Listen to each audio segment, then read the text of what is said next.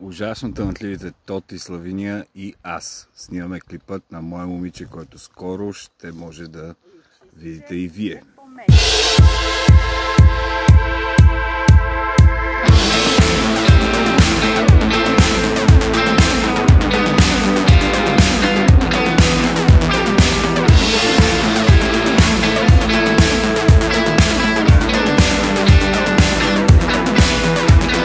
Ти си незем